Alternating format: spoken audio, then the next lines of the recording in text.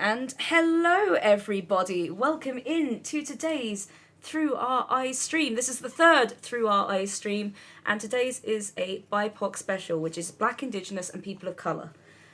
All of our lovely guests, well, sans one, we're just waiting on one at the minute, but we wanted to get started to come and greet you all because it's so exciting and we couldn't wait to come and talk to you all.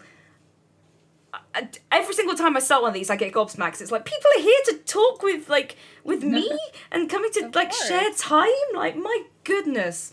We are here. Yes, and it makes me It's so. all of that wonderful energy. I know it's such wholesome energy. It's good vibes. I like it. So, we are going to do things slightly different this time. I'm not hosting all of the segments as before, but I'm actually going to be handing over for this segment to Papa Bear. But first, we should probably, explain who Papa Bear is. So, hi, Papa Bear.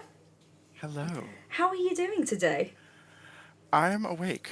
It's a little early here in the U.S. Yes. But at least it's not 7 a.m. like the last stream that I did with you. Yes, that was a little earlier. I'm a little more caffeinated. I'm a little ready to go. Fantastic. And I'm hosting, so I'm like, oh, I have to be a little more awake this time. Just a little. Well, right, let's get you introduced quickly, and then we can let you introduce the rest of the people here with us today. So first, could you tell us what your name is and what are your pronouns? My name is Robert, but you can call me Papa Bear. And I use he and him pronouns or Papa Bear. So, or Papa Bear, whatever fantastic.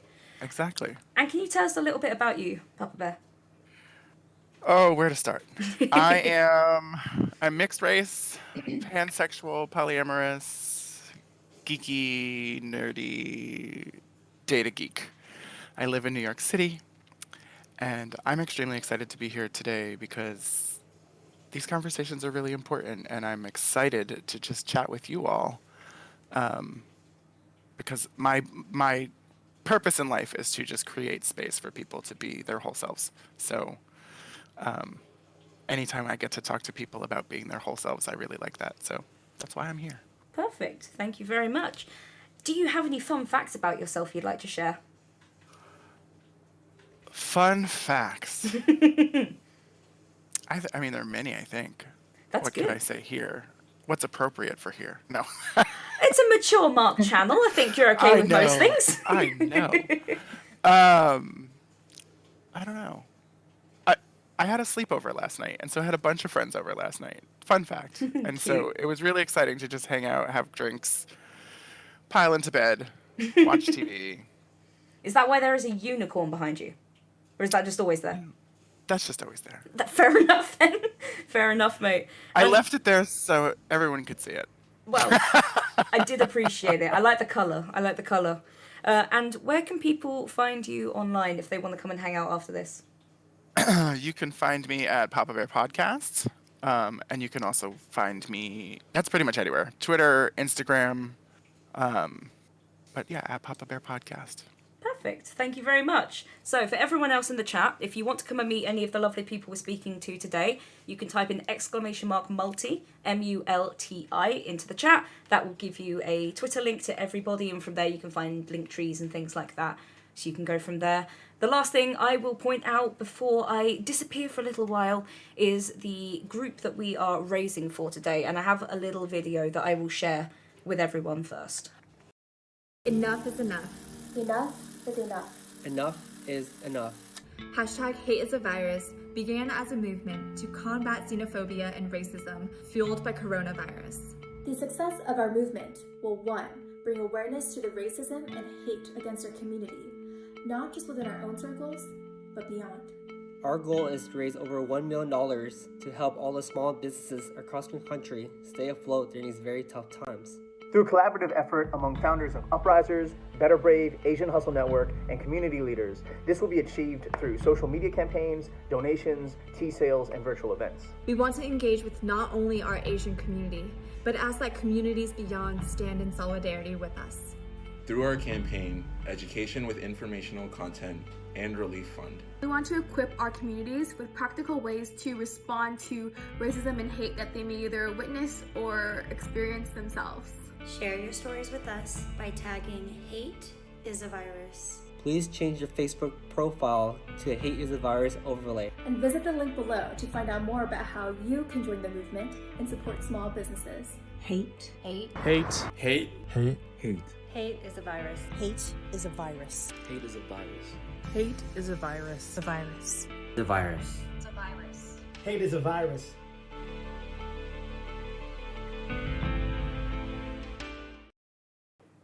There we go, just a little introduction for who we are raising for today. We do have another slide that we'll pull up occasionally that you can have a look at, but you can also type in !hate is a virus to take you to their website and have a look at what's going on. And now I will pass you over to Papa Bear to introduce the rest of our panelists and also go see if our rogue guest is about. But take it away.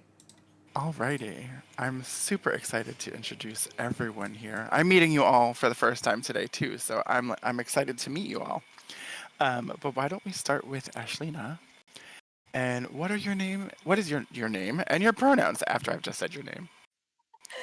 Hi, my name is Ashlina, but you can call me Ash if it's easier, but you could also call me Ashlina if that is easier for you as well. I get Ashlina a lot, but it is Ashlina. So if I could clear that up for anyone. My pronouns are she, her. I am a chronically ill LGBTQ plus Latinx streamer on Twitch. I do all sorts of things on my channel. I do consider myself a Hallow Queen, I guess you could say, if you can like see my background. I love horror movies and playing horror games and the horror community. I'm really bad at this, but yeah, hi. It's nice to meet everyone. I'm pretty straightforward. This is me. Hello. But yeah, no, thanks for having me on. I really appreciate it. I'm excited to be here and share my experiences as a Latin, content creator. So thank you for having me. And you totally did my job for me because you answered all of the questions without me having to prompt you. I Well, love there it. Which is totally fine. I'll just sit here and look pretty. Oh, I have too many screens open. That's okay.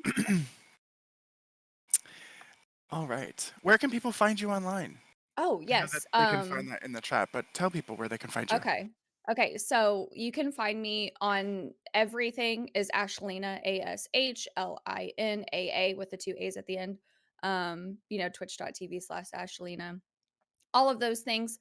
Yeah, across the board. Except TikTok is Ashlina TTV, but I mean, close enough. So that's where you can find me, like everywhere. Amazing. Yeah. All right. Well, it's so nice to meet you. It's so nice to meet you too. Next up, why don't we check in with the lovely Kiki? Hi. Hello. Sorry. My cat's been singing to you all. I hope that's not too I love it. intrusive. We love No, I love singing cats. He's been meeping and I've just been like, ooh. No. Hi, nice to meet all Hello. of you. I'm super nervous, but I'm super Aw, hyped to Don't be here. nervous. My We're hands are lovely super cold. people.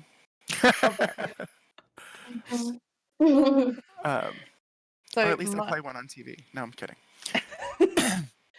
So my name's Kiki Bunny. Okay. And I am a Filipino content creator here on Twitch. And I'm mostly a variety gamer. And I wanted to come on here to talk about funny that you should mention before, like you create spaces for other people to have a platform and whatnot, because I wanted to talk about being comfortable with taking space in the here on Twitch, on a Twitch platform. And maybe my cat might make an appearance sometime soon. I'm also a film buff, and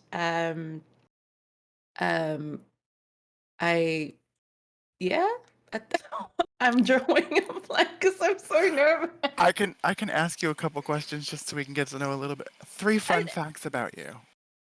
Well, Ashlina made your job so easy too, and now here I am. Aww.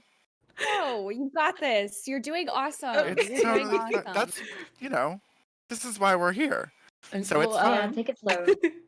I'm actually a digital artist, and we do stuff for Twitch assets. And like I said, I love films, and my cat is named Rorschach after the ink test. Rorschach. Yeah. Yeah.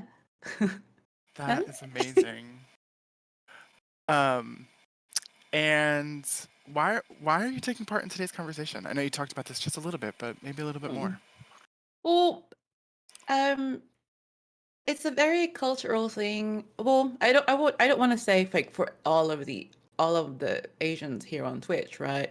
But it's kind of culturally embedded to keep your head down and not take up space, because like you don't want to ruffle any feathers. And I just thought like with the recent events and whatnot, I've always just been flying under the radar. I didn't want to be like too out there. I didn't want to be too loud, and dealing with mental health issues. I thought like if I'm gonna be comfortable with taking up space, I need to start somewhere. And I know that this is going to be an ongoing effort, but like when do I start? Right. So hopefully this kind of pushes me in the right direction and being like, hey, I'm here. It's yeah. So this is also serious. Yeah. It is serious because it's about our lives, right? Yeah. And I thank you for naming all of that, and I appreciate you Absolutely. sharing space with Thank us you. today. Because I think that when we come together and we do things like this, that's how we start, right? And Right. so I'm so excited that you're here, and thank you so much thank for you. all of that. And That was beautiful. wonderful. That was really beautiful. Yes. Next up, we have the wonderful Hash. Hello. Nice to meet everybody. Hi. Hello. Why don't you tell us your name and your pronouns and maybe a little bit about yourself? Yeah. So I'm Hash. I'm 22. I just turned 22 a few days ago, and my pronouns are Z and Faye. But if it's easier for you guys, I also don't mind they, them, and he, him. I am an artist of sorts. It still feels weird calling myself that, but it is how I make my money, I guess. And Kiki, I really found your introduction. I love how vulnerable you were, because I related to everything you were saying. As a brown person, as a young person, I don't stream on Twitch. This is my first ever stream, and there's a reason for that. Like you said, I'm really uncomfortable. Yeah, thank you for having me. I think the only reason I actually got involved was because I knew there'd be so many other people like me. Twitch isn't the place that I think of when I think oh, queer people, oh, brown people. I'll find them on Twitch, Yeah. Thank you for sharing that, and thank you for being your first stream. That's super amazing. This is my first time hosting a stream, so I'm nervous too. But we're doing this together, and it's going to be amazing. It's already amazing.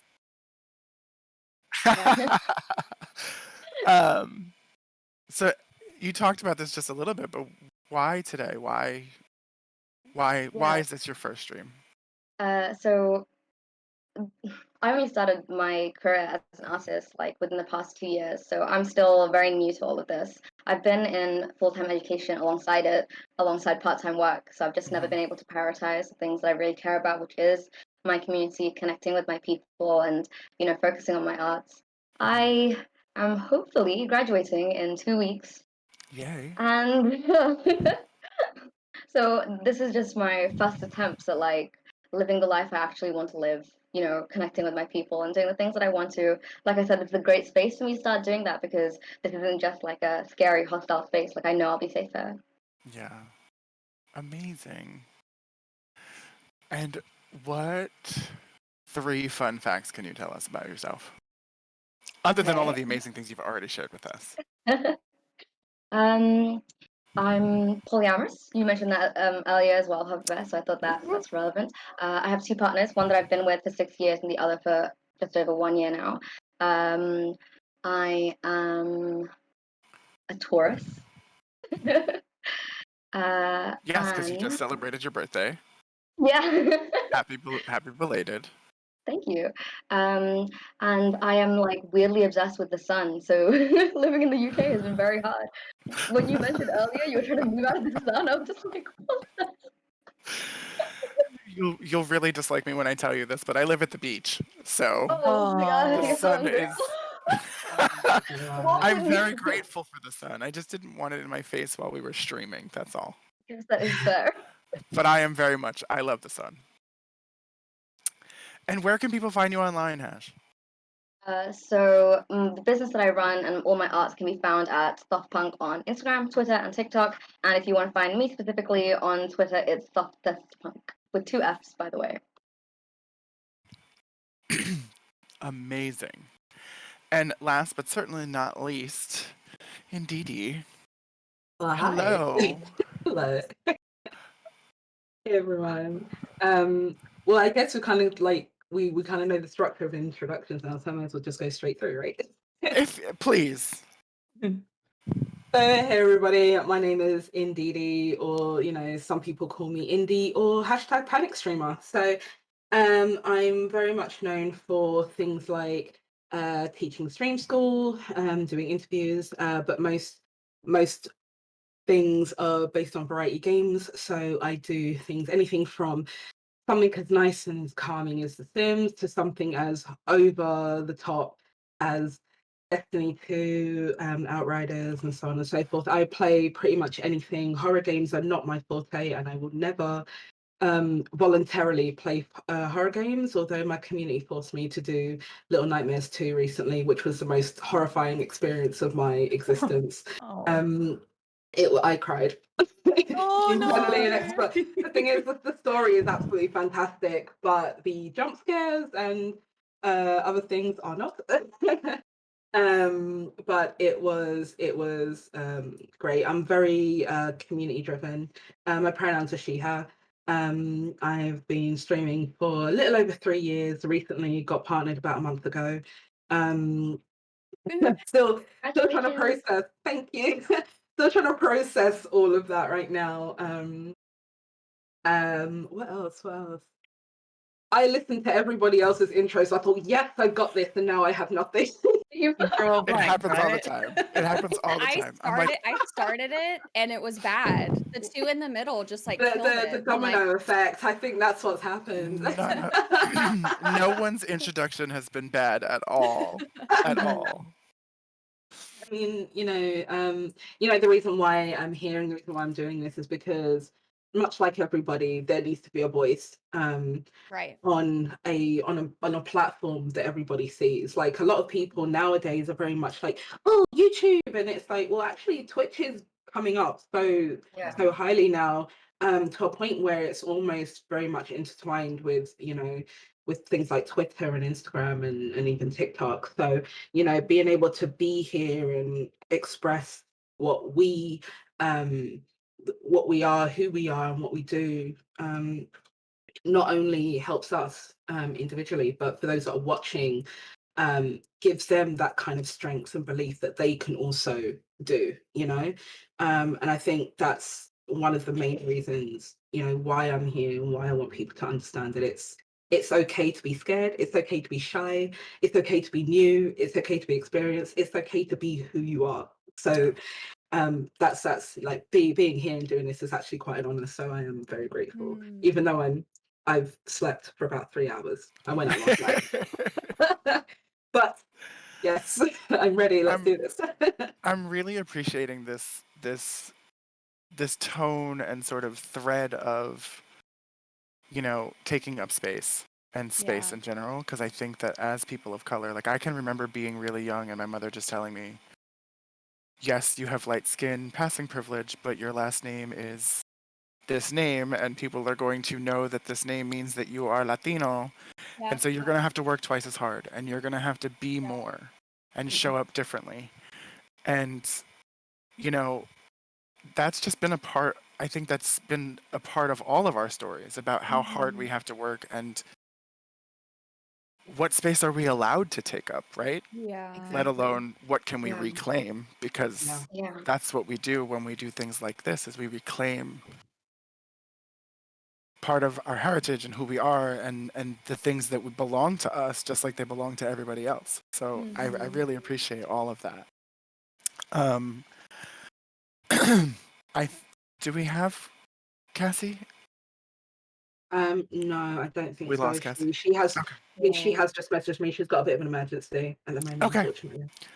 Well, I hope she's all right. yes. We hope that is she everything's is she okay? Okay.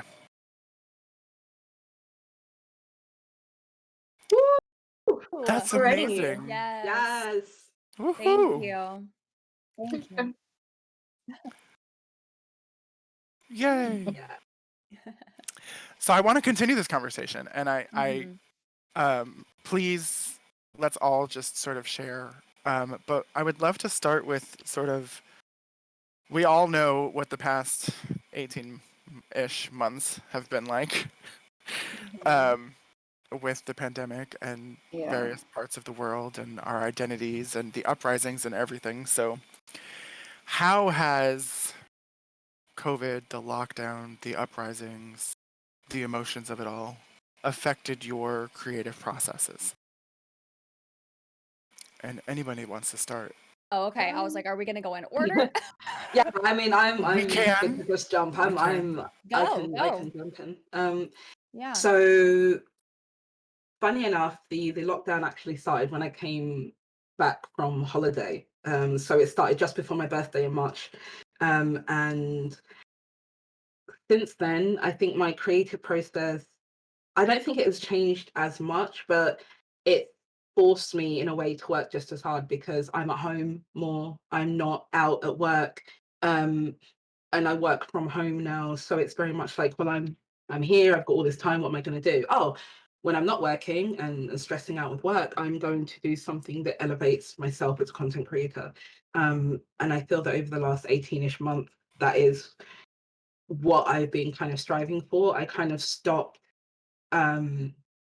thinking this is what people want and this is what people need, and started kind of going into this is what I want, this is what I need. I And love that that. translates to everybody because everyone feels that they have to fit into a certain mold. So over this time, it's actually allowed me to see things in a different perspective, where there's actually no routine, no schedule, and no right way of doing anything. Like, one thing that I do learn, there is no wrong way. There's only the way you choose.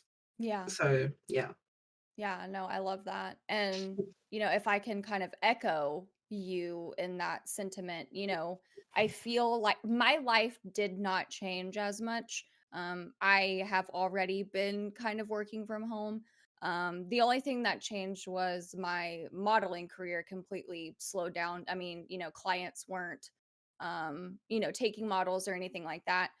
Which was, I mean, best because I have a chronic illness. I can't be on set. I'm immunocompromised. So I will say that part of my life really slowed down, but it gave me a chance to concentrate on exactly what Dee Dee was saying, like what works for me and what makes me comfortable. And I really found myself setting the tone for my community, which is, yes, I have a schedule, but I have a chronic illness. So schedule what, like maybe. Also, I need to take time for myself and my mental health. I just started medication as soon as the lockdown started, which honestly was a blessing in disguise, because it helped me get through it.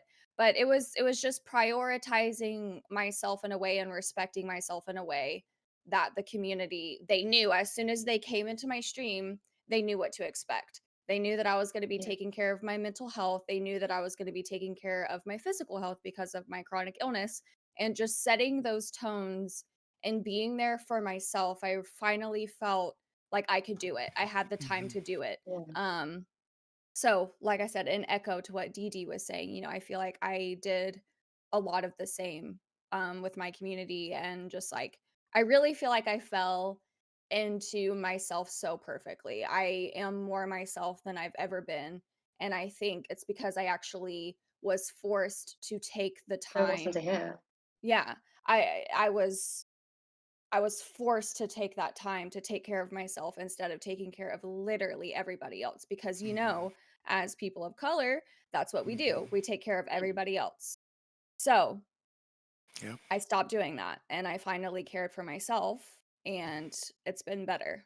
So I'm That's excited about amazing to that. hear. That's good. That's great. I think like the lockdowns really taught a lot of people about like creating space for things that actually matter. Like a lot of the things that we've talked about already is about creating space for ourselves and about creating space for our kind of people. Part of that was also been because this crisis has led to a lot of people requiring more assistance than they've needed from their community. Like I already did work from home a lot, but now I'm completely stuck indoors because, yeah, just like you, I also have a chronic illness. It's also just not something I can do. I can't really have like a full-time job either, so this kind of self-employment. But then what's that? Beforehand, before the pandemic, nobody really understood that and nobody knew how to give support to that. But now mutual aid has been a much bigger thing that people seem to understand more than just a individual situation. Over the like past year, we've really like centered doing a lot of community fundraising. We recently raised like around £1,000. Like this as well is more like community fundraising, right? Like I've seen our people really step up during this, recognizing that everybody in our community is struggling and also not being seen by the services that are meant to be helping us. Like there are services nowadays that are meant to be giving stipends and that are meant to be giving like stimuli checks. They're straight up not. Like I'm self-employed. I can't get any benefits from anybody. Like I'm disabled. I can't do anything. But my community has shown up for me. I love that. I do nonprofit work as my day job, and one of the things that I keep telling people that we have learned in the last year is that the things that we didn't think we could do, we have done because we had to out of necessity. So how do we improve upon that? Right. How do we Yeah, support exactly. homeless folks better than we have because we've done it in the Yeah, instead of last just being a year? crisis fund. We've Yeah. fed people. We've done all of these things. So how do we keep doing this and do it better, knowing Yeah. that it can be done? And we don't Excuse just me. have to do it like at the very last minute, like in an emergency. Like we can always be there for each other. We don't have to rely on like the state and like other services like that. It's really good as well that you mentioned mutual aid projects, Hash, because it's something that I had a discussion with a group of friends who are part of I call them my bunny family. But we had a discussion. We had a discussion like we have someone who works in social work, and they were telling us about how sometimes it's like, I'm not saying that it's not good to give to large organizations. It is very good. Every donation helps in raising awareness and trying to help the local community. But when we did fundraising stuff for our stream, we wanted to something that we wanted to put focus on mutual aid stuff, like helping build your community, because like you said, sometimes it doesn't quite trickle down to some of the areas that desperately need them. So Yeah. And for trans people, especially, and queer people who are visible about it, like going to services to ask for help is like inherently hostile. I can't turn up there with like an ID that represents me or anything like that. So many people just can't access any of these resources. Yeah.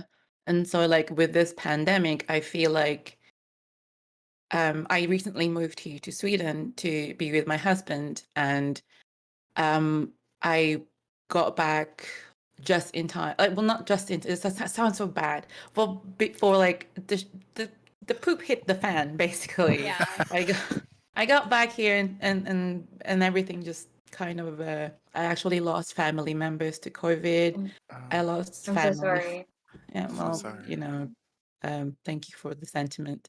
And family friends as well. So the pandemic has hit me in two ways, which is like I had a complete mental breakdown, and I related to what Ashlina said about being on medication, because being Asian culture is well, in my generation at least, mental health is kind of a taboo thing. Very much so here as well, yes. Like it's always just work harder, or you can push through it, and rub some dirt in it. Yeah, everybody gets maybe not. Yeah, But well, yeah. I mean, I know. I think that's a Southern thing, but yeah. Yeah, but kind of like just work through it, and that creates damaging Right. lifelong stuff that we Exactly. have to work through. Exactly. And I finally pushed myself to go to therapy and seek medication. Yeah. And like I this is mental health discussions. I agree very much with Ashlina with setting boundaries. Like if I can't stream today, I'm not gonna stream today. Because Right. there's such a push for content creators to keep on Right. grinding, Right. Yeah. So Yeah. therapy It's so easy to works, forget. and yeah, therapy It's works, so easy. and Yeah. Therapy does work. It's so It easy to does. forget that we're also the people that we're trying to protect. Like you mentioned, Ash, Right. like as people of color, we try to protect everybody. We try to save everybody. We try to like do something for we are still part of that. Like we want to Yeah. protect We people are of the color. That we everybody. do not. We're a person of color too. Like Exactly. This conversation is wonderful, and I don't want to completely derail us, but I want to welcome Cassie if we have Cassie. Yes. Let's go. Hey.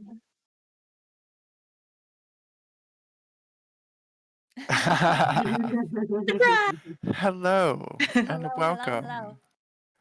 Oh. Cassie, just waiting for my. I am so sorry for the dramatic entrance and coming in. Hello, everyone. I love a dramatic entrance, so Icon it's shit. totally Yeah, fine. exactly. Yes. Hi, Welcome, hi. welcome. Hello. How are you doing, everyone? Fresh. Oh, Yes. I was It just is a thinking that. wonderful Like, how color, vibrant yes. is that? everything.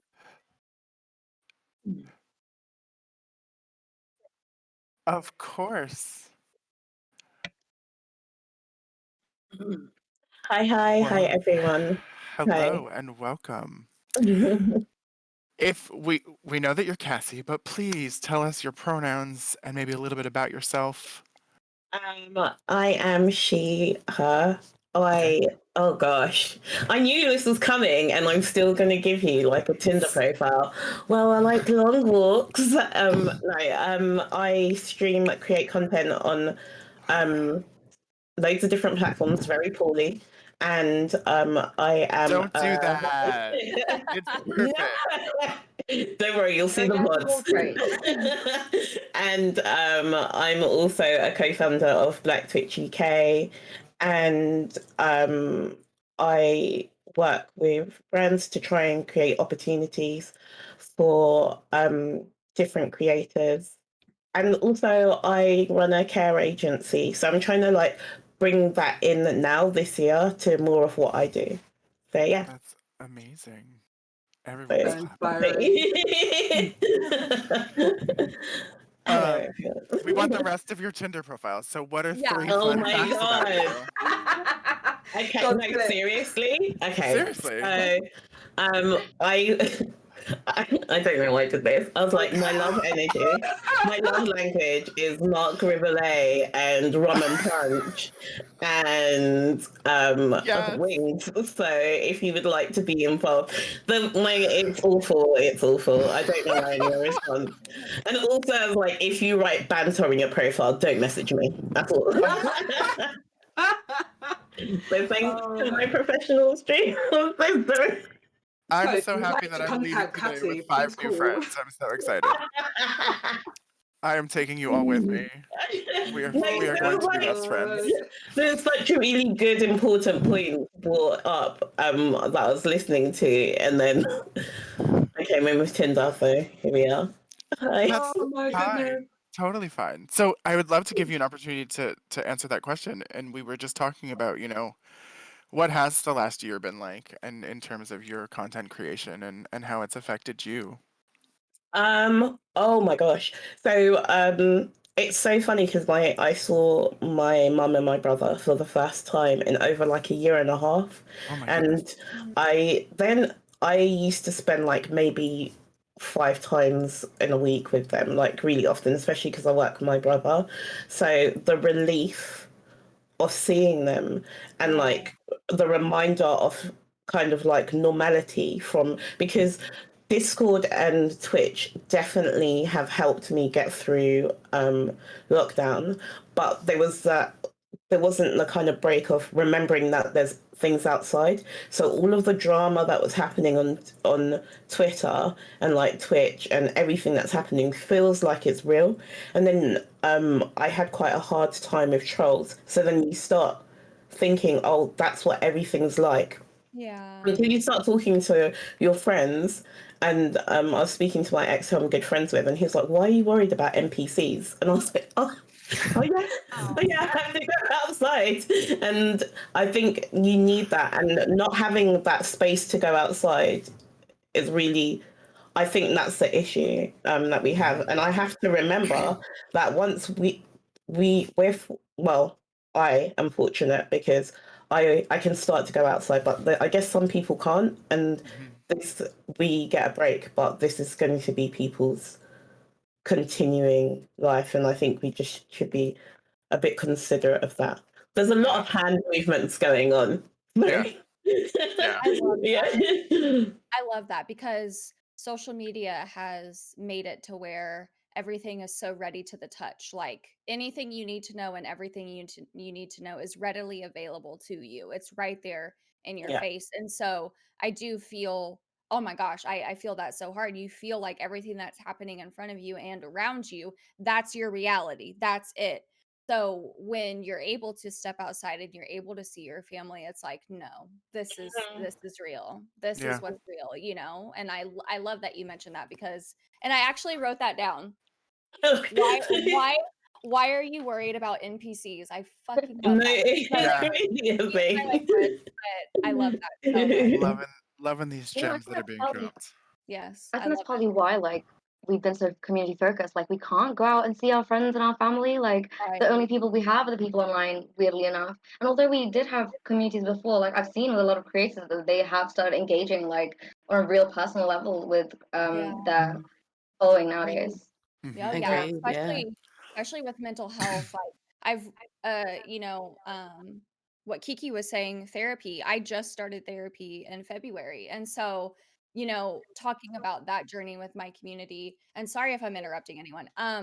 Talking about that journey and, you know, how it's affected me and talking about I really feel like and I have chat pulled up and I've seen that someone said that they would like to hear more about chronic illness and like I know there's going to be a section on that, but like it's not talked about enough, I don't think, and I Yeah, don't think enough people know exactly like the details of what a chronic illness is and how it affects you on literally every single every level. level. When I got diagnosed, my life did a 180 and, you know, just talking about that with my community and being open about that, I think it's so important because it brings a different reality. It brings in this notion of this is real, y'all. This is my Yeah. life. I'm not just a streamer and a content creator and, you know, a model or an artist or anything like that. Like I'm a human and I am hurting and this sucks. And, you know, I felt that the pandemic like made me more comfortable in like expressing those things. And I'm grateful for it. I'm thankful for it. Like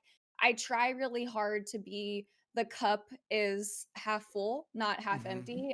And, you know, I'm as much as it sucked and as awful as it was, it gave me an opportunity to really be myself. And I'm so grateful for that because, like I said, I'm more myself than I've ever been in my entire life. And I'm about to turn 30, you know? So I'm thankful for it. I'm thankful for it. So And also, if I may, with therapy, it's something that we've been very open and discussing with communities, and it's something that I relate to Ashlina to very heavily because, like, and this is something that we've discussed before. Like, it's important to note that for a person to meet one therapist that works for them is almost kind of like a four-leaf clover. yes.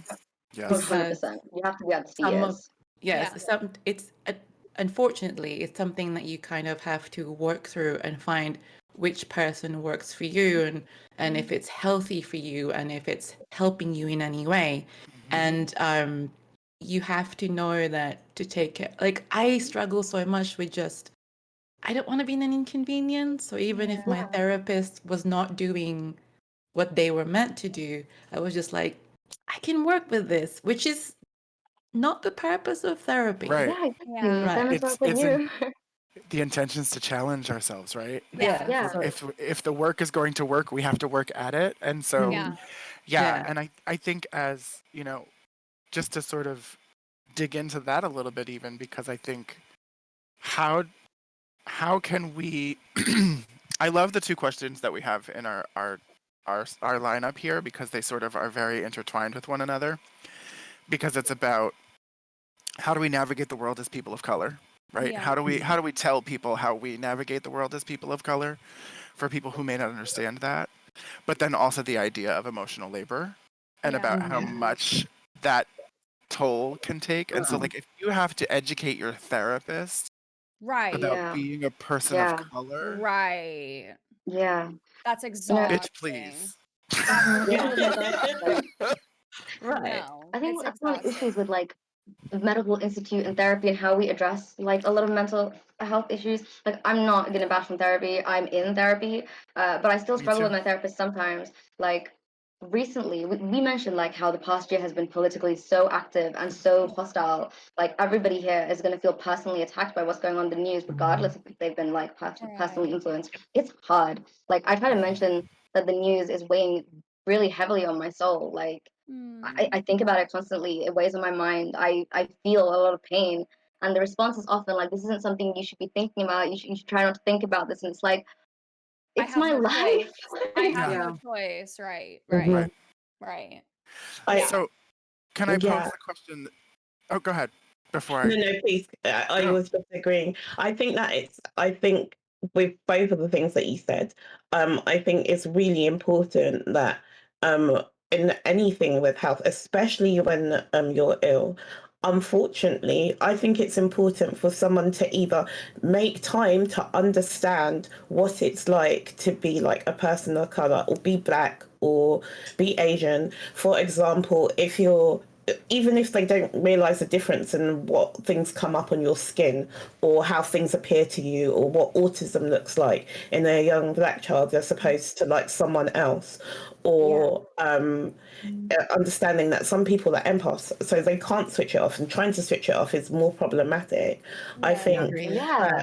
if your therapist isn't going to do that work on themselves, and unfortunately that means taking a sit back and them using professional development time to do that, then they're not going to be able to do anything for you. So I think Yeah. much like dating, I think therapy is good, but I think that you need to make sure that you've got someone that sits right for you, because if they don't, then I don't have time to spend an hour and a half to explain to you what it's like Yeah. being a black Right. woman. I'm sorry, no, we're not doing this Yeah. in 2000, and I don't know what year we're in now. But And I can yeah. and I can barely afford the 45 minutes that we have. So, let's not even talk about that. My Yeah. just a funny Health. story, like to kind of support what you were saying. My therapist, in the middle of our session, my therapist, there was like an alarm, and my therapist just ran out, and I'm sitting there just like, is there a fire? Do I go, or do I Yeah. just? But he just ran out, and I was just like, Dang. okay, do I just burn in here, or what? Because like, Oh my goodness. as much as this therapist was trying to help, it was just like I felt like it very much reflected the therapy I was getting. If there's a burning building or whatever, I'm sitting there just going, this is Oh, my fine. heart. Oh Yeah. my And God, my this is heart. kind of why it's very important. Like, obviously, as everyone's already mentioned and reiterated, to have somebody that already understands you from the off. There is I mean, obviously I haven't really kind of expressed it to my community because I don't kind of feel so, like, the word therapy to me, it's not a trigger word, it's not taboo, it's nothing like that, but it's more, I don't really like to call it therapy. I call it a healthy conversation between people. And there is a thing called Healthy Gamer GG, which is which was supported by Twitch. And I actually just I finished my last session a few weeks ago, and the person that was given to me, I felt an instant connection. He was also a person of color. He, as soon as we came in, as soon as we started talking, he was like, what is going on with you? Like, what is it that you're trying to achieve? And I think it's more so, we call it therapy, but I think it's just more so having someone who has an understanding without having an understanding. And I think that's what we need to kind of see it at, you know, where we're not, like I've got friends, I've got family who go through what they call therapy, and it's more so that we want to be understood, not to be fixed. Like, no one is broken. And this is the problem. Everyone thinks, oh, therapy is for broken people. No one is broken. No. Everybody has, no one's perfect. Right. You know, we were all built in a way that is perfect for us. And what we need to do as people is understand that nobody is better than anyone else. No. Everybody has questions about who they are and what they are. It doesn't mean that needs to be fixed. It means it needs to be enhanced. Embrace who you are. That's what these sessions are about. And I think the more that we kind of put labels on it, the more it becomes a thing. So you know, personally, as someone who's kind of, you know, you guys have all done this as well, but as someone who's kind of been in this, like the whole, to me, be you, enjoy who you are, but allow someone else to also recognize it. Don't feel that you need to be fixed, feel that you need to be enhanced. And that's what these kind of sessions are all about. Like, don't ever call it therapy, because you don't need to be therapized. It's therapized a word, guys. We're making it a word. Therapized.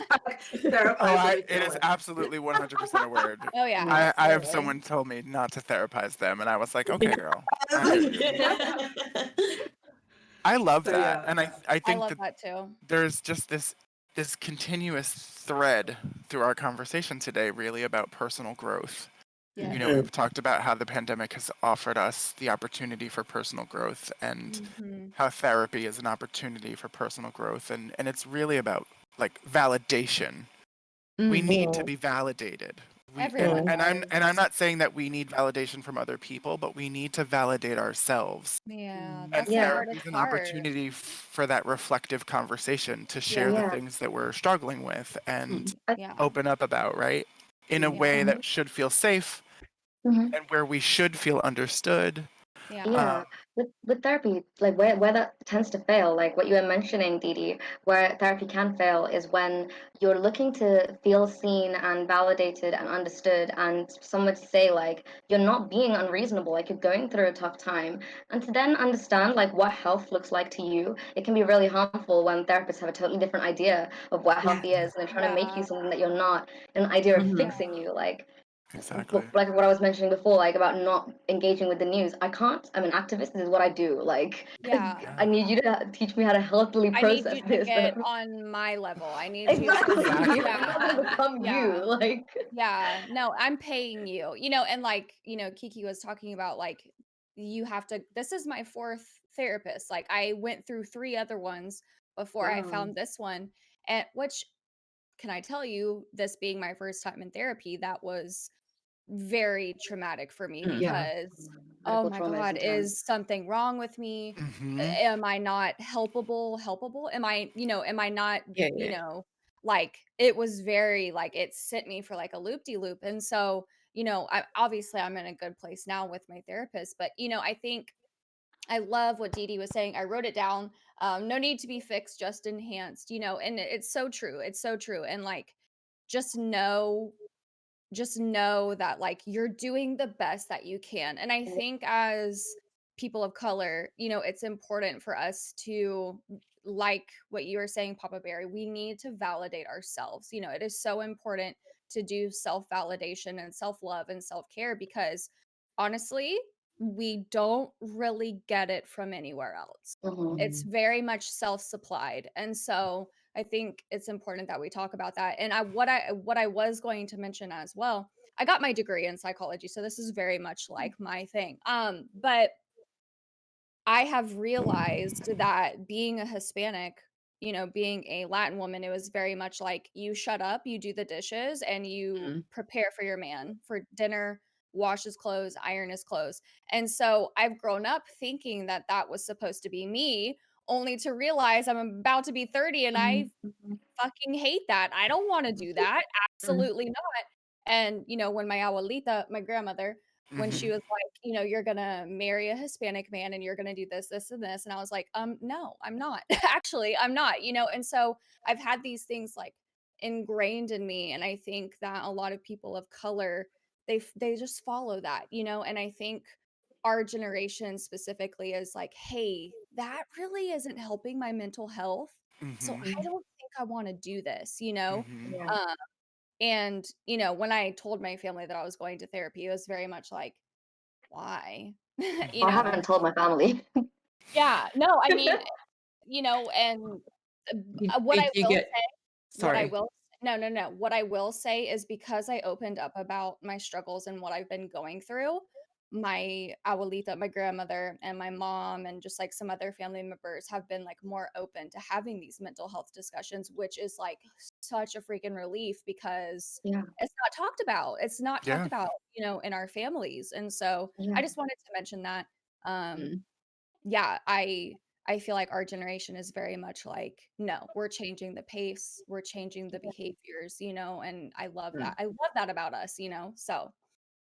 Something I have been seeing with like changing the pace around like a lot of discussions around mental health and things that affect our mental and physical health is, we've talked about chronic illness already a little bit and a little bit about disability, but I'm so glad that you got your medication sorted out before the pandemic, because just before the pandemic, like I've been chasing an updated diagnosis for years at this point. And I just got my bloods done like right before we went into lockdown, and it's been 18 months, and I'm about to have another set of bloods done because obviously like I can't see anybody during this time. I've just been left to handle both my mental and physical health, which is very steadily declining. So that's another way that the pandemic has affected a lot of disabled creators. Like we can't actually access the medicine that we used to. No. I wish I could like talk with my family about this and explain a lot of this, but the truth is they've seen me decline and they still don't recognize it. Yeah. Hello. They look at us with such like a lens, you know what I mean? Yeah. So I interrupted someone, I'm sorry. It's all right. It's just me. Don't you worry. It's just the voice in the okay. sky. Don't you worry. I'm so sorry. So the lag means that I'm like, oh, a moment, and then I jump in. It's like, oh crap, now I'm interrupting people. Firstly, I just wanted to quickly say before I get to my main point, thank you for all of your time, because time is the most precious gift you can give because you do not get it back. And so to be here sharing your stories with all of us, and for all of the comments that I'm reading and seeing in the chat, we're all so thankful. So firstly, thank you to everyone who's here. Secondly, I just wanted to say we have just tipped 3/4 of our goal, so we're at $1,500 raised. And the cat is now sat on the keyboard, so I will go before he makes any problems. Thank you all. Back to you, Papa Bear. Well, thank you. I'm loving this conversation. I feel very in community, and that it's making me very warm and fuzzy. So thank Me you. too. Me too. I feel finally heard. I feel heard. Like, Yeah. like. So in the vein of being heard, I like, and this can be a much bigger conversation, but I want to start with, what is the one thing that you wish people knew, or that you could get people to understand about what it means to be a person of color? Do you mind if I just jump in here first? Yeah, go ahead. Go. Because I have an answer for this, and it's like double-sided. Like the thing that I wish people understood is that being brown affects everything about me, but it isn't everything about me. Like I don't think people seem to understand this. Like I had a friend who, when I started started following my art, like career as an artist, implied that a lot of the work I was getting and a lot of the attention I was getting was because I was a person of color, as if that was the only thing I could provide, tokenizing me, my work, my community. And it's just like, look, I talk about being a person of color a lot. I talk about being queer a lot because I talk about being disabled a lot because these are things that affect everything. Yeah. But to assume that I am only that, it's just so frustrating. We try so hard to work, like, even you have mentioned, like, even being white passing, it doesn't matter. You have to work twice as hard. Like, it's always going to be like that. And when we do that, that gets tokenized. Like, it's a totally no-win situation with this. Yeah. Yeah, It demeans absolutely. all the effort that you've put in and all the work that you've Yeah. done. Thank Yeah, it's as if saying I didn't work hard, as if saying I don't deserve this. Like, is hard work only possible if you're a white person now? Like, you. Yeah. I've actually Yeah. had a colleague say, "I'm very surprised that you wrote this." Like they actually said that with about their something own that I mouth? wrote. Like, God Yes, damn. and not to me. I got it secondhand. But I was just like, The like, audacity. really? Yeah. Seriously. Of Yeah. course, Yeah, it I was a white woman mean, too who said it, Like, but if you think that, you should have the shame not to say that, right? right? I mean, Filter. people will say I things. mean, if I'm gonna just jump in on this answer as well. I mean, like the one thing that I kind of honestly wish when people kind of first see me when I first walk into the room, people already start stereotyping, start generalizing. One thing I wish people would stop doing is that, like, know that when I walk into the room, I am not a person of color. I'm not British, I'm not Caribbean. I am a person first. My work, my ethic shouldn't be defined by what color I am. It You're shouldn't gonna be cry. defined by where I'm from. No, seriously, like we have all been through this, whether we have a chronic illness, whether we are a person of color, whether we are gay, whether we have situations that are different. And what people do is they kind of like to compartmentalize who we are when we walk in the room. One thing I can't deal with, and one thing that is stressful for all of us is when we walk into the room, people are like, oh my God, okay, she's black. All right, we need to make sure that she's this and this and this and this. And then when I work my ass off, I don't work hard to get recognition. I work hard because that's just my aesthetic. I am a hard Yeah, it's what I worker. want to do. And You have no what choice, people, yeah. exactly. And the thing is, we walk in thinking that we're on an even playing field. We're not. We have to work twice as hard to do one person's work of work. Catch up. And that's one thing I wish that we didn't have to do, you I know? agree. The And a lot odds of are people are like, stacked. exactly. And this is Yeah. like, you know, this is I think the problem with the world, and even more so since COVID, everyone's been put into a category. Yeah. And you know, all of this hate that's been coming out from everything, it's making it worse. I feel like everyone being locked up is causing them to think and behave in ways that they really shouldn't, because, you know, Yeah. let's be honest, everyone's like, oh, you know, where everyone's this, everyone's that, people are being racist here and people are being stereotypical here, but let's be real, it's not racism, it's ethnicism. It's picking on people based on the fact that they're different.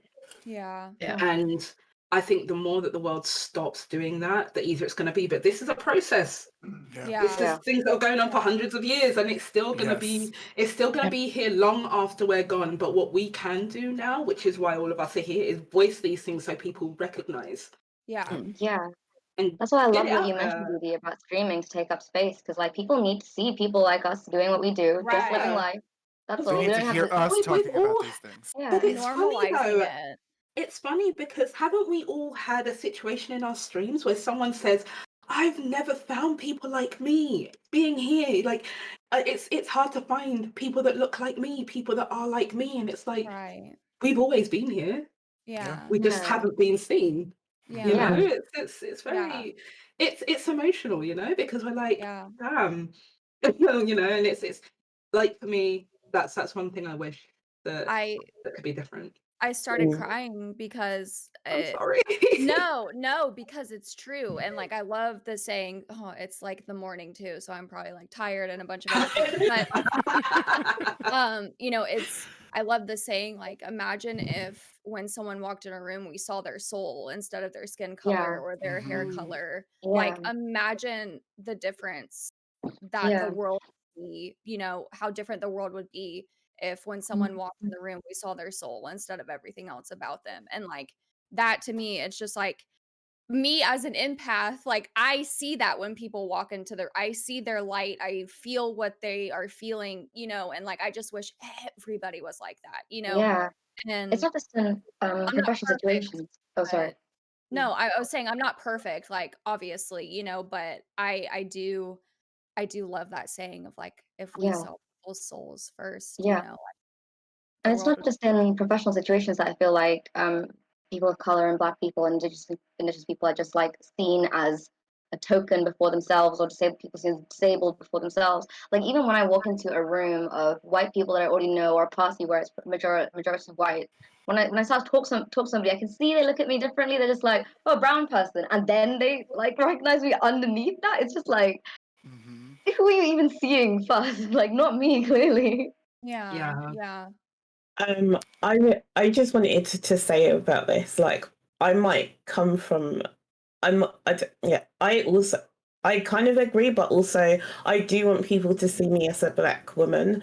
Like, when people speak to me and they're like, oh, I don't see color, etc.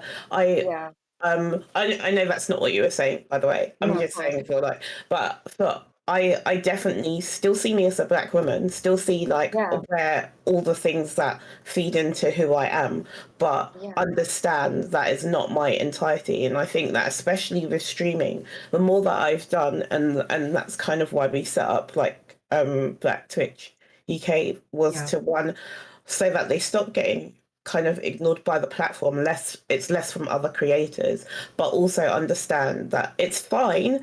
I think people get so worried about like the politics of things that they forget that like my life is not politics. So you can still recognize that I'm a Black woman but not make judgments on that, and understand the things that will shape who I am and how I am, without you having to conform to some like, yes, girl hunty, oh that's fine, like let's not do this, babes. And also I honestly feel that when it comes to the other side of it, people try to play like, I'm a gamer on Twitch as well, so instead of you like people constantly invite me to do things, like this is a place that we can all talk, which I'm comfortable with, but I don't like being put onto like panels with like the majority like white male streamers to talk about what it's like to be Black in this space, then take like wheeled off because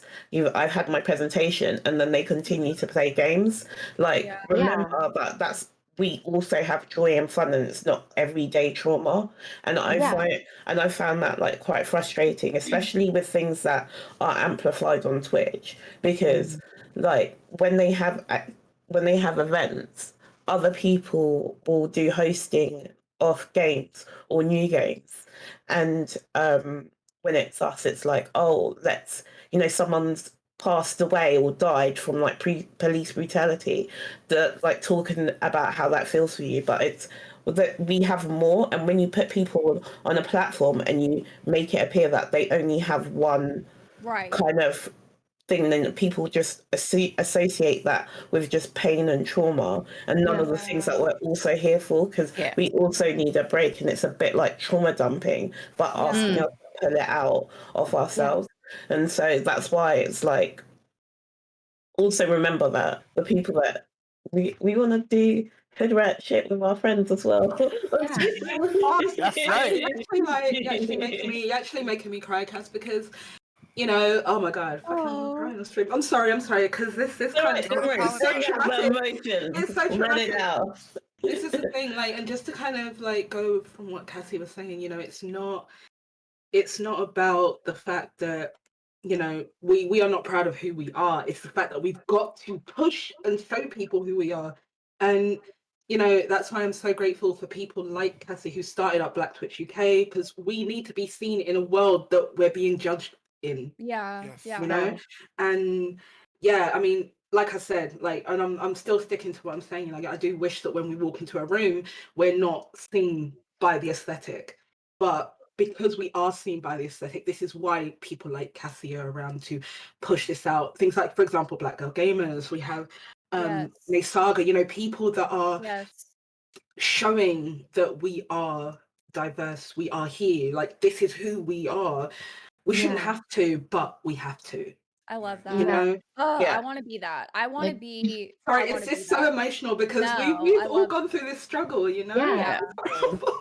No, and I was gonna say real quick, Kiki, but I didn't mean to interrupt you. But you know, that is the one thing that pisses me off is Sorry for all the cussing, by the way. I didn't even ask if that was okay.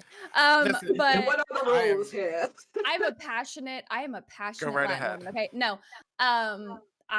What pisses me off is that we are asked, more specifically, Black women and Black men are asked to come on these, talk shows and podcasts and shit to talk about traumatic things. Yep. And that pisses me off. You are constantly unfolding this band-aid that they have to cover themselves with every day. You're asking them to take it off for you. And it's like disgusting, in my opinion. Like there's so much more to who we are as people than the traumatic things that our communities go through, Yeah. and like, I'm sorry, but that's not all that I want to talk about. I am so Definitely. much more than that, so Yeah. I just wanted to add that sentiment to it, There's Cassie. definitely some like nuance here because like Cassie, you mentioned like your life isn't political. You're just living your life. It's not politics.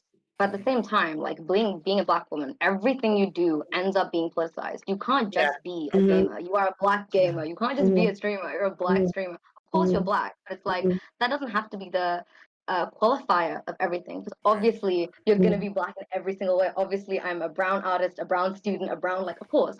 But like, I'm also a student and an artist, and that part never seems to get addressed. Like Yeah. people will ask Black streamers to come onto a stream, talk about these kind of things, but then the next time when they're just like hosting something, if it's not about trauma, they don't want to include Black voices. They don't want to include us. Yeah. If it's not specifically about this, like Yeah. we do the other stuff too. Sometimes we just make art. Can it be about the art? Yes. Yeah. But You want what? to give you Oh, an sorry. opportunity to answer the question. Yeah, I was just gonna say to that, I feel more when I'm talking about that, I feel more someone invited me to do something and I really wanted to do it because it was a great opportunity and it was really fun. And then like he broke it down a bit more and I'm the only Black woman on there and I asked what did he want me to do and he was just basically like, just talk about whatever. He's like, I haven't used my platform for this because I don't really get involved in politics. And that's what I mean, like, by saying there's some things that aren't, it's not, political or whatever. Yeah. Like, it's just not right. And it's, if Indeed, you it's don't just feel my life and how comfortable it's saying my that, life. yeah, then, saying like, oh, that my life matters as well. It shouldn't be political. Like Yeah. that's just a standard and a base, and I'm not going to Yeah. reward you or award you for saying that. Cool. And that's what I'm saying. Like it's frustrating, and the more I talk about it, it's just I get so irritated because,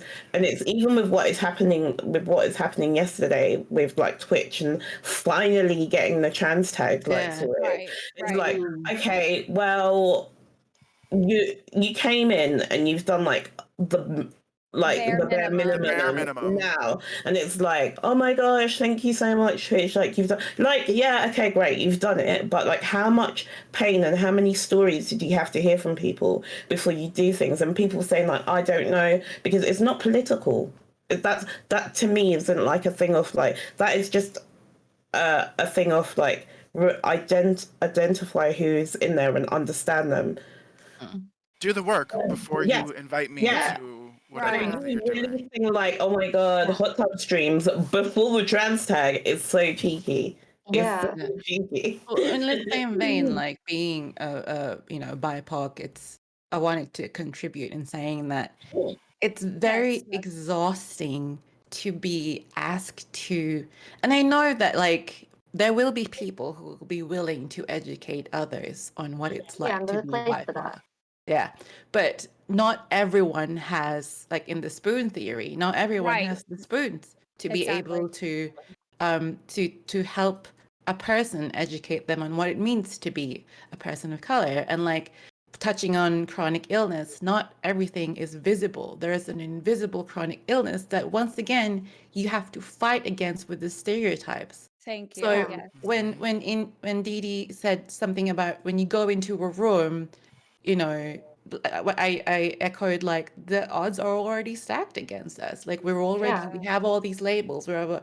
So if a person is really wanting to understand what it's like, there has to also be some measure of self-education and not because it's a privilege to be able to say, well, educate me. Like Yeah. No.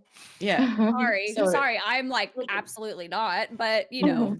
yeah, but I mean, like, for a person to have genuine interest in Oh, yeah, of course. being, you know, to know what it's really like in our shoes, there has to be, Like you know, this, I'm like gonna. this talk thing. Like this is Yeah. an opportunity where Yes, people exactly. want to listen to us, But you know, that's like exactly it though. Like, what I was trying to say before with like, listen to the art and like focus on the other things we do. It's not like we don't talk about the politics, but it's like you don't have to invite us onto a political stream. You can just look at what we do. Of course, we talk about our lives and what we do all the time. Pay Like, attention. Pay attention. Yeah, Right? exactly. Pay attention. There's a Right. wealth of resources that are available at the click of your mouse. It's yeah, and like it's not outside that of Black hard. History Month, outside of like Gay Pride Month, Yeah. like just listen to us as community Right. members, not just for the token bit. Right. Honestly, talk about it. Yeah. 100%. 100%. And, you know, if I can speak, because the question, you know, what do you wish people knew about being, you know, BIPOC person or the community? So I think I want to kind of speak to this as like to Papa Bear as well, because we kind of share that white passing, you know, situation, I guess you could call it. You know, I do want, you know, the Latinx community to know, like, it doesn't matter if like your mom is white or your dad is white or you're, you know, half Hispanic or whatever, like you're still Hispanic. Like that is erasure.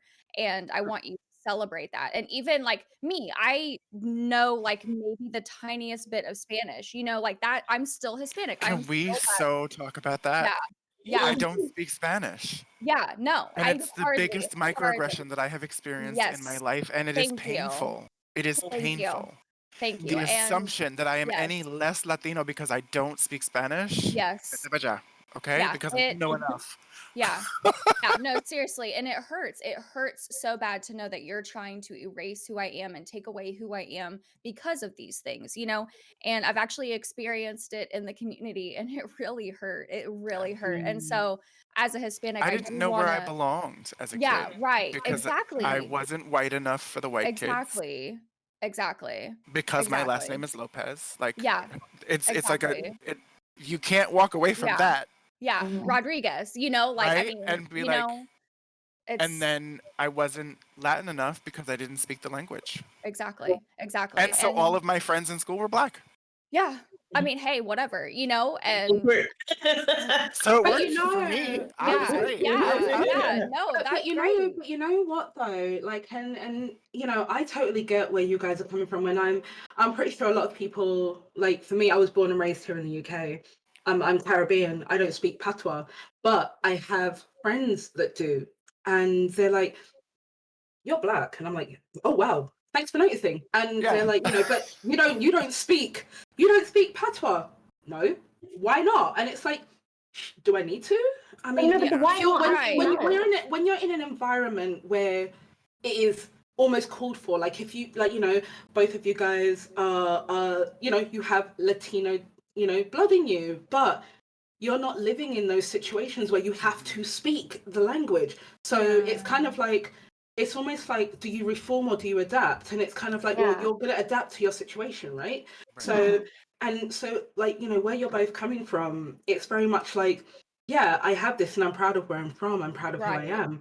Right. But it doesn't mean that I have to speak Spanish. It doesn't mean that I have to speak patois. It doesn't mean that I have to speak in any language other than the one that you are understanding right now. Yeah, you know. I think it's also important to like. You mentioned you're British as well, so am I. But I wasn't born here. I'm an immigrant, and that really impacts me. Like, I don't know how it is for you guys, Ashlina and Papa Bear, as to like your relationship with your culture and your language. But I did learn the language because I lived there for like 3 or 4 years. But I moved to the UK at 3 or 4 years. So even though I remember my mother tongue when I try to, it's not the first language that comes to mind. When I go back to like my country, or like I talk to, you know, people who live there their whole lives, and they make comments about like my accent, how I talk, or my confidence speaking in it. It's really frustrating because like I was separated from my culture and my people. Like my family moved because of a war. Like we didn't choose this. We didn't choose. Like, I'm not rejecting my culture. I'm a victim of like colonialism. Like. Absolutely. They moved to accommodate a better life for you. So, Yeah, exactly. you know, I don't want to you get kind of attacked for that. I put in Exactly, so and much that's and work this to is the learn thing. the language. Like Yeah. I took Spanish in school for almost 7 years. Yes. And I remember going home and trying to talk to my father in Spanish, and he'd be like, "What the fuck is that shit? That's not Spanish.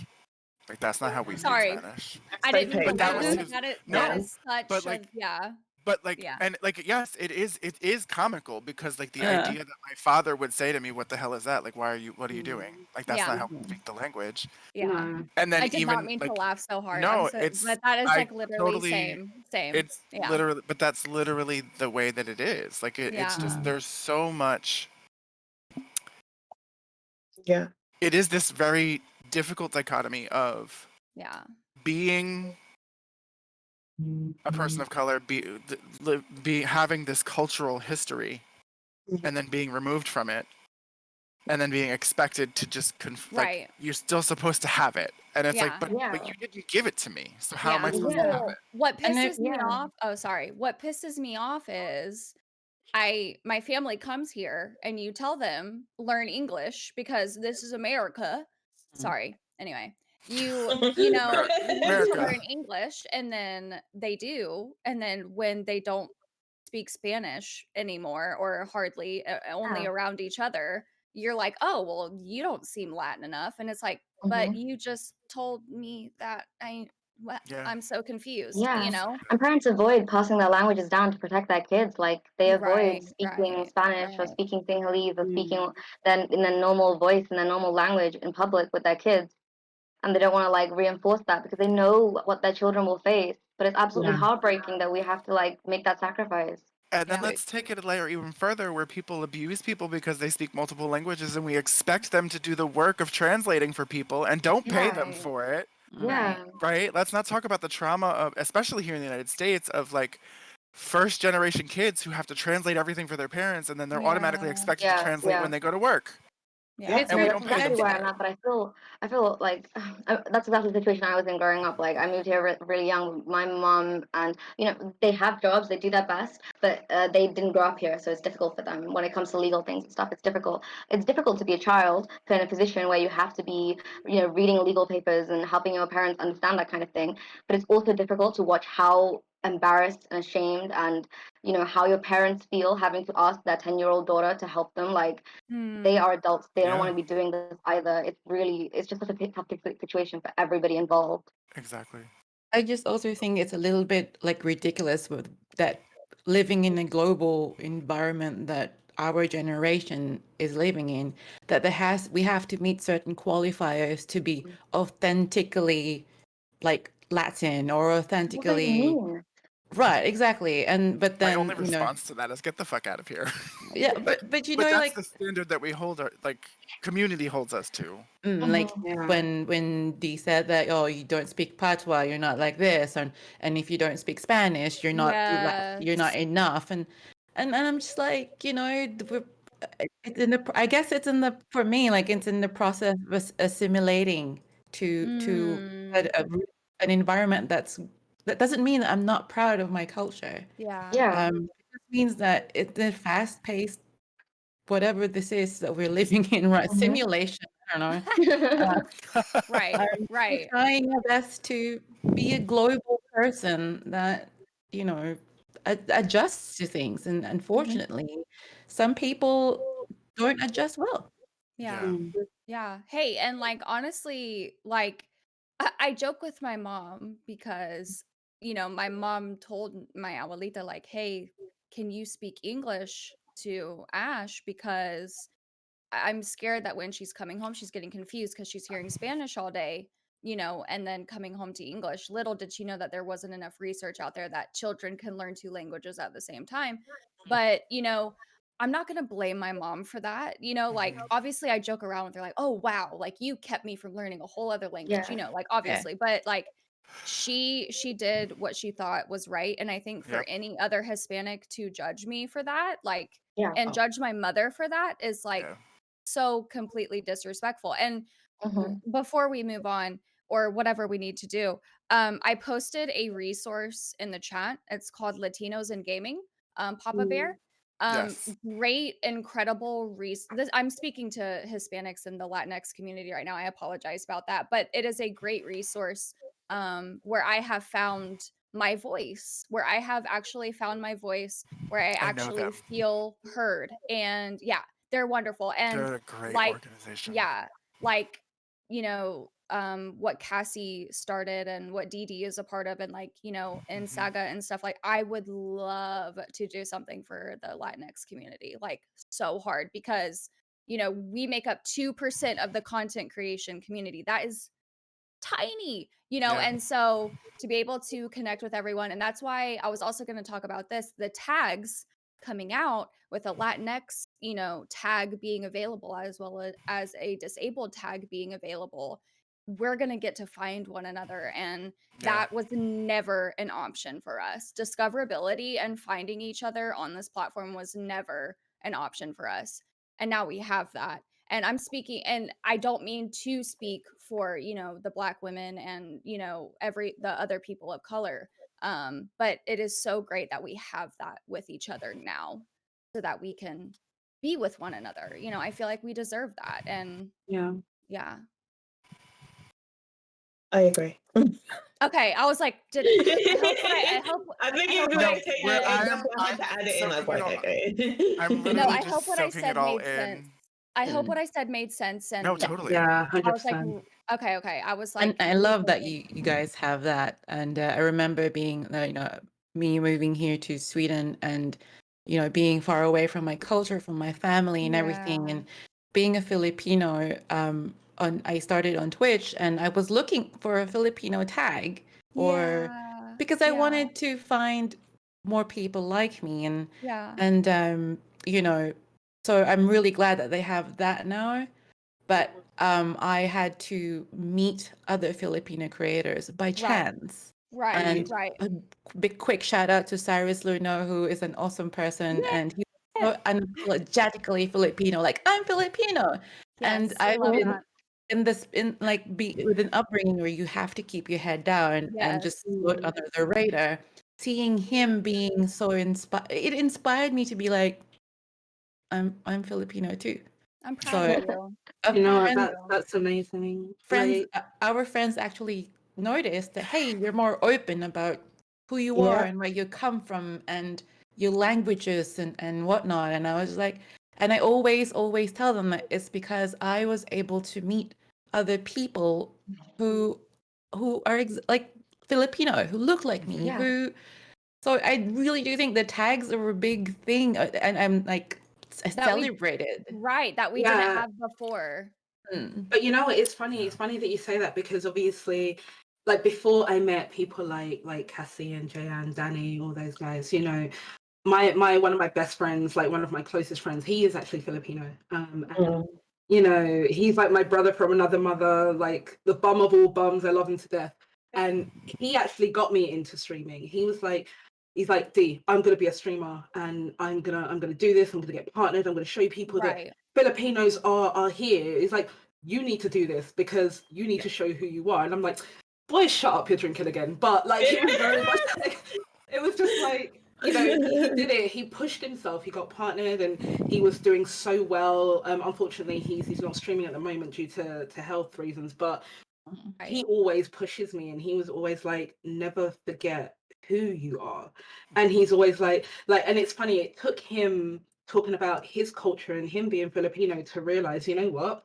Yeah, I've always been proud of being a Black woman. Never ever discredited myself, but I need to show that a lot more. I was very, very scared a long time ago to actually be like, I am Black. This is who I am. This is this. Because the open world, the outside world, as we all know, are going to judge us. So it's like, why should I talk? If I talk, you know, shit might hit the fan, and you know, it's like, oh my god, what do I do? And that's why I've got so much respect for other cultures. I love it. If I could learn every language in the world, I would, but time is not permitting me, and stress will not allow it. Yeah. But like, you know, that's why I feel so like kind of blessed to be around everyone, because everyone's got different experiences. But if you notice, we all kind of come back to that one location that kind of binds everyone.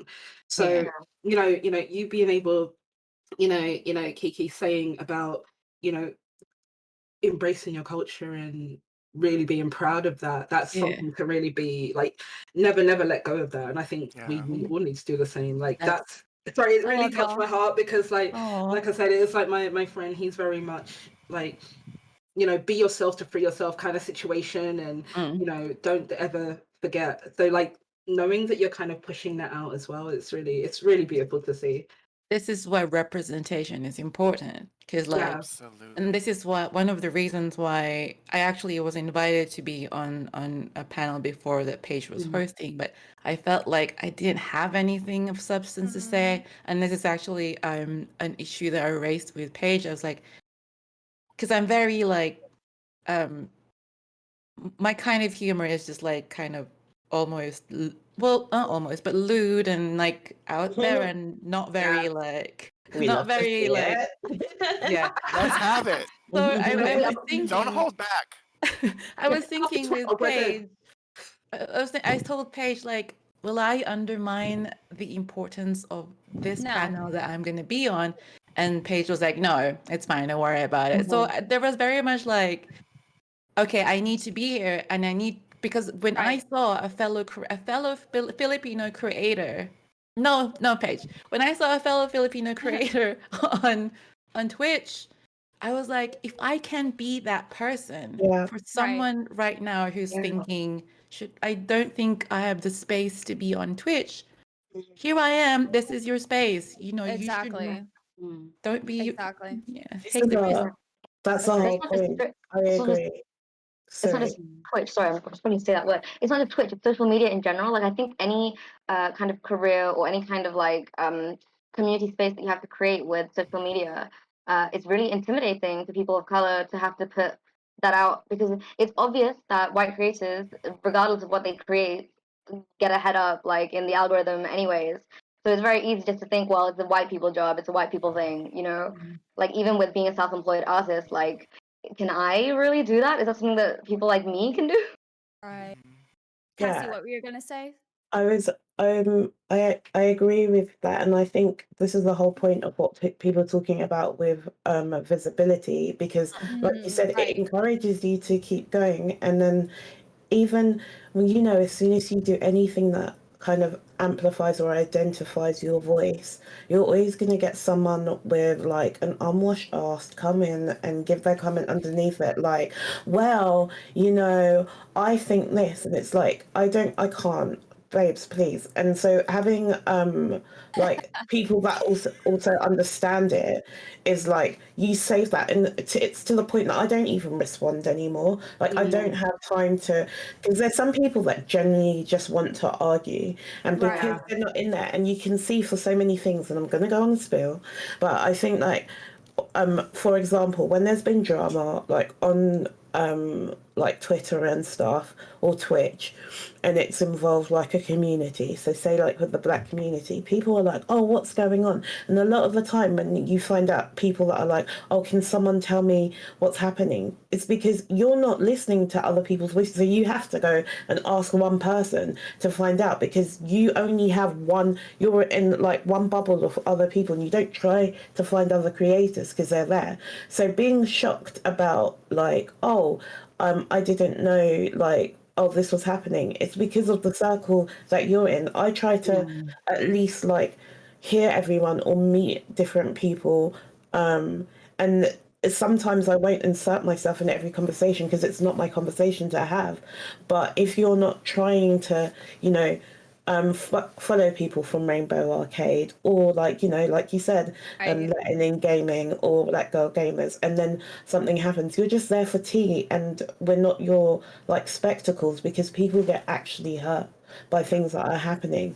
And when it came to with what you were saying about like the Filipino community, the first person that followed me and the first person that ever spoke in my chat was a Filipino streamer. She's amazing, and she lives in the Philippines, and she has so many other struggles that she has with the fact of like, with Twitch, I'm glad they're changing that. So with the exchange rate, she was paying like, oh god, the equivalent of $5 over there, and then she bought all of her community. So like it just got to the point of like, I was seeing a lot of Twitch from the Philippines and how much difference and how many struggles that they had.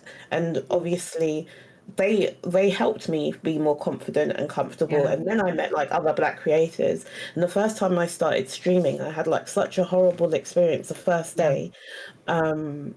Like just people like talking about, like someone came in and they were super racist and they were like overly sexual and then like going on about my body. The way I switched off my computer so quickly and I was like, absolutely not. And then I came back like 6-7 months later and I was like, no, I got this. That I think the people around you make such a difference, and I think that's what so you continue to do that, and you have to, the louder the good voices are, the smaller the bad voices are. Yeah. And I think that's really important. 100%. Yeah, like exactly. I totally agree with you, Cass. You know, and as all of us, like, you know, we have to understand that we are not ever 100% safe. Even on the internet, we're always going to have people that are going to come in, they're going to talk smack, they're going to be like, you can't do this. But if you're in the right circles, like Cassie said, like if you're in the right circle, those people get eradicated quicker than they can even breathe, you know? And it's literally like someone's like, oh, you're banned, done. Exactly. like not even like, don't come at me with that mess. And you know what I love? The fact that other cultures that are also, we all understand each other, but it's nice that we're lifting people up. I love the fact that, because obviously I know, Cassie, I know like your story, I know your background in that sense, and every time I'm like, you know what? It's horrible to know that people just come and be like, oh, you're Black. Oh, and they try and body shame and they try to embarrass you. And it's like, disgusting. if you if you think to yourself, bitch, you came here. Like I didn't come to you. You came to me. So you've obviously got something going on in your life that makes you feel less than, to make other people try and feel less than. Yeah. So if we kind of keep that in, it's I wanna not to completely derail the conversation, and I don't think it's going to, because this is really what we've been talking about, but I just want to make the point of everything that we are talking about, all of all of the safety planning that we have to do to go on a stream or to enter the world. This is all part of the emotional labor that is involved in being a person of color. And so for the folks who are listening and watching, like, recognize this is as we talk, and as we have about 20 minutes or so, and I want to really just sort of dig in and like hear all of the wonderful things that you're sharing. But I really just want to point out, like, you know, Didi, you said safety, right? Like, we have to safety plan in everything that we do. Mods, banned words, bots. You know. People are coming up with like new phrases to you know, mess people up. Like someone came in and they said something and I'm like, oh, what's that? And it, you know, when I like watch my stream back, I'm just like, oh, I wasn't, it's not us being ignorant to know what the words are, but we shouldn't have to be researching all of those negative slurs for it to be a thing. Like, I'm not gonna go on Google and be like, oh, Google, what's the latest racial slur today? And then ban it in the chat. Like, get out of here with that nonsense. Like, no. Paige also said something interesting in chat, which was like, there is a sort of fetishization for BIPOC creators, and like, this kind of, like, I want to supplement what Cassie was saying. Like, the community plays a big part into, like, also your safety. Like Dee said, we've had people come into my chat who just go, you know, hey, Saki Saki, or, you know, kind of like, hey, babe, or I almost married one of you, and I'm just like, one of what? So I was so glad to be surrounded by friends and mods who immediately just went, you're not gonna talk to her like that, ban. Right. Honestly, like, the things that, first of all, I cannot explain to you how much everything in my body just dried up with hearing that. Yuck. Second of all, I don't understand, like, who's sitting there and it's like, do you know what? Like, I have to do this. Like, I feel like it's a compulsion. Like, they literally cannot do it. And with what Dee was saying, especially when I can going on front page is so I actually find it so problematic, and it's almost so entitled, because it's like, yes, I want to do this, and it's such a good opportunity for me, but after I go on front page, I feel like I need a week off, and I feel like it's so bad, because then it damages what I'm doing, and I feel like such a bad creator, because I want to be positive, and I want to be able to create and stream, but it's so tiring because you really internalize so many things as well. And some people, my mods and some of the people that are in chat, are like, oh my gosh, it's not even just you as a woman, it's not even you as a fluffy person. It's not even you as being black. It's like all of it at once, and then all of the things that happen with, oh, okay, they're upset because you're like highlighted, so you're just sitting there and you're just like trying to smile, like, and dying in Mario Kart, but also like someone's just there on the side, like, kill them all, and you're just like, this is great, this is fine. So it's so draining. So it's what you take away with you as well, and so that's why I feel like it's really important, because it even feels silly to, I cannot like stopping and one and being able to go out and then come back in is so important, because it's just, no one's going to do that to you. Yes, you get people out on the street that are terrible, but it's not such in a small place where it's constantly thrown at you. And that's what people don't necessarily understand. So, and people saying, oh, trolling is like, fine. Someone saying like you suck at a game, that's different than people saying it like things like your identity that you cannot change, and then you have to kind of sit with it. And explaining that to people that don't understand is the words that people use, like being transphobic as a joke. Like, I've never been so I've learned, and I've never been so aware of the damaging jokes and words that people say on Twitch, even the people that know better, because it's not just the streamer, it's other people that are in chat as well. They take that as well, and I think I've learned so much more to kind of recognize that. And it's not a case of being like PC. It's not about it being politically correct. It's about the fact that it's someone's life. So you joking about and being like, oh, sorry, I accidentally misgendered you. You're taking someone's whole identity and like, and making them feel small, and then making them feel like they're not as valid.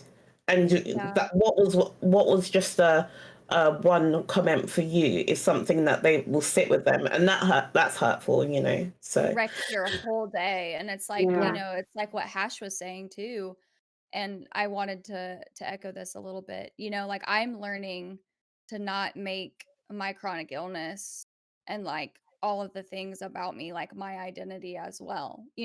Like, there's so much more to me to uncover and get to know. And I don't know, I just wanted to mention that, Hash, because God, I'm learning that in therapy. Like, I'm so much more than just what you're It's so seeing, hard just asking for all of yourself to be seen, like, especially with all these things. What we're trying to say is like, we want you to see who we are, like that we're people of color, that we're disabled, that we're queer, but like, can you also see everything else too? I don't know why that is something that people struggle with, to see humanity as multifaceted. And like Cassie was saying too, like, hey, guess what? I fucking know all of these things about me. Thank you very much. Like, you don't have to constantly put in my chat this and that and this and that. Like, I know that. I am already aware of all of these things. Like, can we get past this? The number of times I have heard "big boy," bitch, do you not know that I'm a big boy? Come on. My god! It's even Hello? when they think it's complimentary, like that. I don't compliment anything. Like, sometimes I just be tittying. I cannot help it. Like, the titties are tittying. I don't need you to come in and just be like, oh my god, let me jump inside there, please. Can we not? I'm You know what? the titties are tittying. That needs to be on a shirt, by the way. Yes. You know what? This is. I'm not even gonna lie. For, like on a level, for those that don't know, like when you go into Cassie's chat, this is what happens. Like what you're seeing right now is only a slither. What you're not seeing right now is a slither of the madness. Yeah, I'm not even joking. I am a professional streamer. Please make that into a shirt. So Please she, make she, that is into a a, shirt. she is a professional tittying. You heard it here first. Catty merch.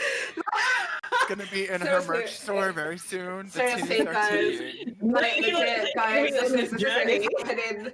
It's happening. Don't worry, Cass. I'm in it where we're gonna make this happen. Discord people are gonna know. They are gonna be like, yes. I am buying one of those shirts the moment they are made. We need to get someone to make like little figurines of Cassie with the boobs, like titties are tittying, and when you're shaking it, you know, like the hula hips, you just have it with the boobs instead. Goodbye. I'm dead. Hash will design it. Hash will design it. I'm totally down to design it. I have a shirt that says like design with like tits on it. That says why are your tits not out? Why aren't yours? Let's do it. Yeah. Let's do it. Let's do it. I'm on board for all of it. Cass, as your new manager, I will take 7%. Not the point of titty manager. That's like my merch on Twitter. I love it. I love it. Oh my god. It's great. But you know what? When people come in and like they kind of try and troll you, with things like that, like I always kind of like everyone's like, oh, don't ever stop streaming and don't stop doing your content. Right. I stop specifically because if they want to try and come in and call me out, I'm going to call them out. So what I do, I kind of stop and I'm like, can we all take a minute here to appreciate that someone literally that's what I do. I'm like, can we just take a minute here to really appreciate the fact that someone took a moment out of their day to come in and talk to us because they're having a bad day. Let's clap, everyone. Let's you know what? I'm sorry that your day is so shit, but you know what? We're going to forget your name tomorrow, so bitch, bye. And then we carry on. You know, and that's the attitude that like we've got to have. One of the reasons why streaming has always been like so terrifying to me, and this is my first time being on Twitch. Even like with the way that I use my social media, I really struggle with putting my face out there. Like, you know, people put on their Instagram stories like talking to the camera. It like terrifies me. I'm so lucky that I don't have to deal with what you guys have to deal with, like being on stream and like having to put your face and your body out there live to people. Because I do get comments and things, but comments under an Instagram post is not the same as being in a live chat, like while you're trying to hang out with your friends. I can block that. And one of the things that I think like people, I think Osram was mentioning this in the chat as well. Like they've got like a huge block list of like words, right, to try to protect us. But other than just protecting us, it's also about protecting every single person in our stream. Right. Like it's hard to live in a world knowing that it's okay for people to attack you about everything. That it's societally acceptable for people to constantly be going after your body, your looks, your personality, your identity, your culture, all the time. And I don't want to create a space where the people I love are seeing those kind of attacks, even if it's not at them, you know? Yeah, you're wonderful. I love you all so 100%. much. Oh, I love you too. Okay. It's been so great. I'll hug you right now. So Sorry, I'm just like I am what's still this? all warm and fuzzy, and I'm so glad that we have had this time together. We have about 10 minutes, and so I want to. I know I can't believe it's only 10 minutes. Separation I'm like, anxiety. I could do this all day with y'all. And so, final thoughts. What do you and you know, please go and find these wonderful people online and continue the conversations with them individually. I'm lame. Don't. Um, I'm just kidding. But I'm so glad I met you all like through the stream as well. It was a great I conversation. am as well. Me It too. just made me feel really like validated that everybody's gone through kind of similar things and come out of it with a positive mindset towards like people we love and the communities we love. Yeah. No, absolutely. And you know, if I could just like name a couple of great resources, Peer to Peer is such an incredible website. They have a bunch of different tags that you can choose for yourself. Like I have invisible illness on there, chronic illness, disability, Latinx, you know, I have all of those things. Peer to Peer Live, I believe, is like the full love. And then of course I did the, Latinos in gaming for Hispanics, but like honestly, the best advice that I can give anyone, and a closing final thought is like, follow us and hear us. Like, we are here, we exist, our lives and our circumstances and everything that we are going through. If you really just take a chance to listen to what we have to say, we're not much different than you. And it's important, and if I could speak to any other, Hispanic or Latin too, like, don't hide, be yourself. I really love what, Kiki was talking about. Just like really embrace who you are, because so many young people are going to need your voice so that they can find theirs. So hear us, listen to us, be involved in our communities, follow the resources that I just named if you want to educate yourself a little bit more. And yeah, just love us, because I mean, at the end of the day, we're all human. We're not saying we're perfect. We're not saying we're better than you. We're just saying like, hey, we exist and we matter too. And like in the spirit of trying to embrace being who I am, I want to also hold myself accountable, because like growing up, like like in the process of assimilation, I learned to internalize negative stereotypes because I didn't want to be seen as the overly sensitive person or the one who can't take a joke. And as much as it saddens me to admit that I had to go to be so wrong to be where I am now and grow as the person that I am, it's about holding myself accountable and relearning and unlearning toxic traits that we accidentally or might have been instilled in us when we didn't even know. So like, it's only for me, my journey to be more proud of who I am and to be more culturally, sensitive and stand in solidarity with other BIPOC creators. It's the beginning of my journey to be more of a louder voice. And so like I will make mistakes, and I've been so hard on myself for that, but it's okay to make mistakes if you learn to be better. So this is being an advocate and raising awareness, like, does not mean that you are perfect. If you are advocating and raising awareness for things, that's great. That's perfect. And when, especially with like everything that's been happening with, the Black community, it's important that if you're wrong about something, that you take responsibility for that and you say, listen, I'm sorry, I'm listening and I want to learn. Don't be scared to make mistakes when it comes to advocacy and raising awareness. And to amplify the voices of people who do know more than you. Like, we're all just starting out, that's okay, but people have been doing this for years. Like, there are people who do know what they're talking about. There are resources, that are more educated than us. It's always really important just to say that too. Like, with this, like, talking about what resources we can use to educate ourselves, and people in the chat asking for that as well. It's important. Yeah, I wanted to jump on, like, I'll be quick, like, just with closing. With everything that everyone is saying, it doesn't matter who is partnered or who has more numbers, like, nothing. No one should invalidate your experiences, and you are valid, whether you are mixed, whether you don't speak a language, whether you are bi, or regardless. Like, no one should be erasing your identity, and there is no measure of that. And it does. We're swearing, fuck Twitch if they feel like you are white appearing and they don't invite you to things. You use your voice and do whatever. And just because like other people get opportunities, and I'm saying that as someone that has had opportunities recently, that doesn't necessarily mean that they are better than you or your experiences are invalid. So if you have an issue, you speak up. And for even people that are like who champion change, we cannot continue to do that without reading and without using those resources. So 100% continue to do that, continue to learn. Otherwise you're going to be outdated. You're going to be talking to people and not realizing that things are changing, the things that we know, and you're sticking with like old terms, still offending people and not making your space. And stop using the word safe space if you can't guarantee it. That's okay. Right. That's okay if you Yeah, don't know. Safety is not guaranteed. It's not.